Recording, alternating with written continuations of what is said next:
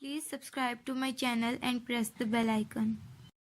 Hi everyone, welcome to today's presentation. Today we will learn that if a function f is differentiable at a point A, then f is also continuous at that same point A. We have to prove this statement, but here you can see that we are talking about the differentiable function and continuous function.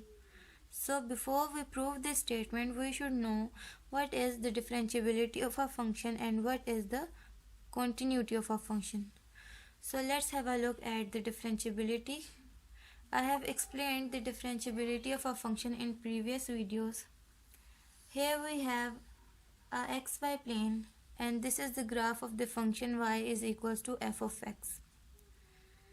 When the slope of this secant line, here we have the secant line which is passing from point A and x. When the slope of this secant line will approach to the slope of tangent line which is passing from point A, then the slope of that tangent line is going to be the derivative of a function at that particular point. So how the slope of secant line will approach to the slope of tangent line? The slope of secant line will approach to the slope of tangent line when we let x approach to A. So we will apply the limit x approaches to A to the slope of secant line. So we apply the limit x approaches to A to the slope of secant line, which is change in y divided by change in x. So we get limit x approaches to A, f of x minus f of A over x minus A. This is the slope of tangent line and this is going to be the derivative of a function at point A. This is the differentiability of a function.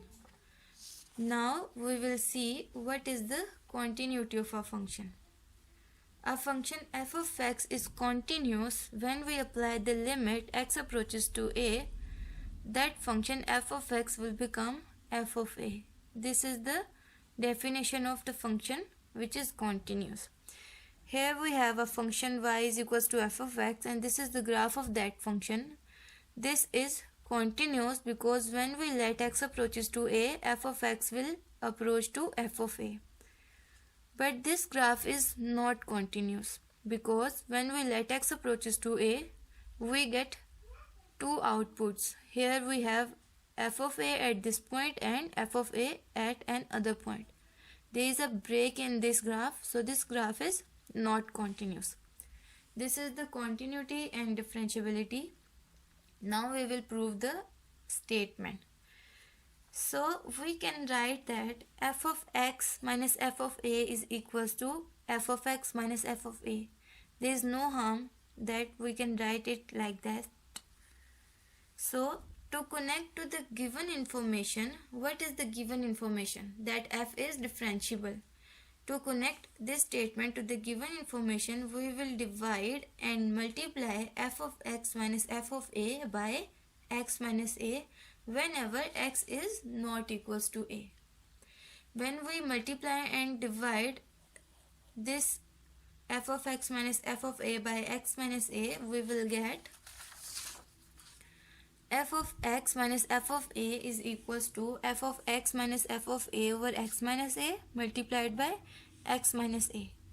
Now we will apply the limit. So by applying the limit, we get limit x approaches to A, f of x minus f of A is equals to limit x approaches to A, f of x minus f of A over x minus A multiplied by x minus A. Now we will use the law of product for limit. So using the product law, it become limit x approaches to A, f of x minus f of A over x minus A multiplied by limit x approaches to A, x minus A. Here you can see that when we put this limit, we will put A here, this will become 0 and you can see this is the definition of the derivative of a function at point A. So this will become f prime of A and this will become 0. Here we have, this is the derivative of a function at point A and this is 0. So this whole expression will become 0. Now what we get? We get limit x approaches to a, f of x minus f of a is equals to 0. Now when we use the subtraction law, then we will apply the limit x approaches to a to f of a, and it will remain f of a. So we will get limit x approaches to a, f of x is equals to f of a. This is what we want to prove, that if the function is differentiable at the point a, then it is also continuous at that point a. So by assuming that f is differentiable at a, we see that f is also continuous at a. It includes a little bit of algebra, and we follow the limit rules and we prove this statement. So the function is continuous at a. But the converse of this theorem is not true, that if f is continuous, it is not necessary for the function that it is also differentiable at that point. But if the function is differentiable, then it must be continuous at that particular point.